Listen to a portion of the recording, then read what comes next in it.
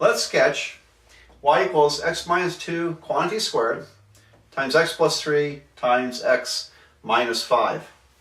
All right, now this is a fourth degree polynomial.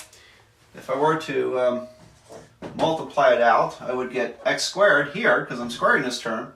So I have x times x times x times x. So it's a positive x to the fourth plus the other stuff, the lower degree stuff. Fourth degree polynomial. Positive leading coefficient, so we know it's sort of a W shape. But look at the roots. There are only actually three roots to this. The roots are x equals to 2, negative 3, and 5. Because this one actually shows up twice. All right? You could list 2 as a double root, because I could write this as y equals to x minus 2, x minus 2, x plus 3, x minus 5. And so that would generate 2 twice. And so we could say, well, that's a double root. And in fact, we say that 2 is a root with multiplicity equal to 2. Multiplicity is counting the number of times it's repeated up here. It's a repeated root. Comes up twice. All right, so in terms of unique roots, there are 3, but there's still 4 roots. Just one of them gets doubled, gets repeated twice. Well, that turns out to be important as far as the shape of the graph. So let's get into that. And before I do, let's get the y-intercept down. So y at 0 would be negative 2 squared times 3 times negative 5. So that's positive 4 times 3 is 12 times negative 5 is negative 60. So the y-intercept is negative 60. Which makes it about there, right? That looks like negative 60 to me. Roots are 2, negative 3, 5. So I go out to 5, and to 2, and to negative 3. So our graph has to hit these 4 points and retain this kind of shape. So let's see, how are we going to do that? It's going to come down, zip through here, just touch there, drop down, come back up again. All right, so if you excuse me now, I'm going to turn my furnace off so it doesn't kick on. It'll be harder to hear.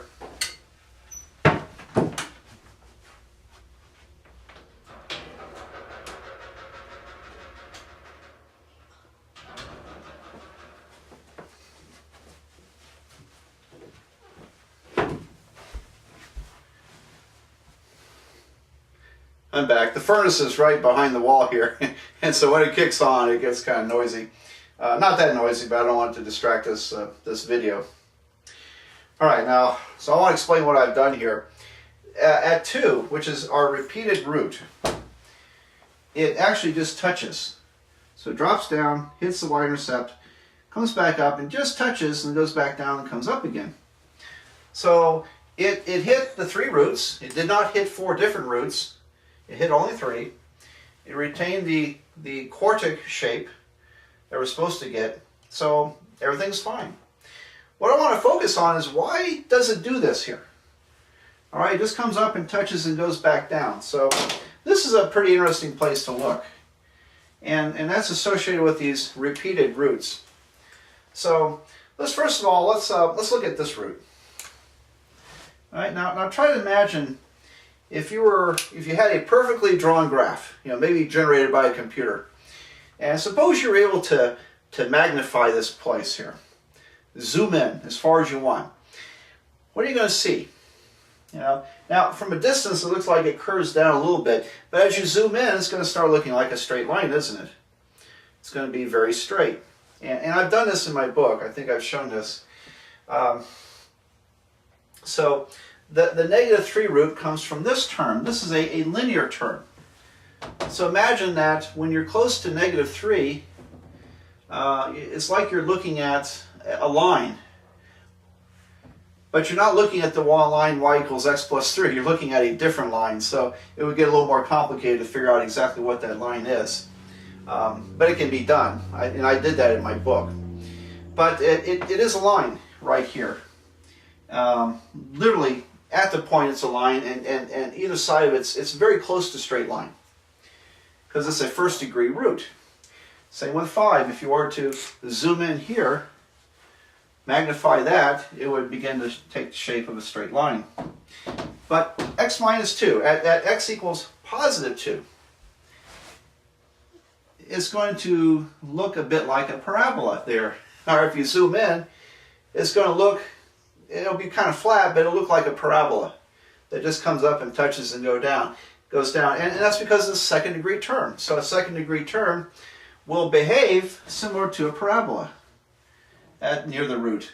A first degree term will behave similar to a straight line near the root.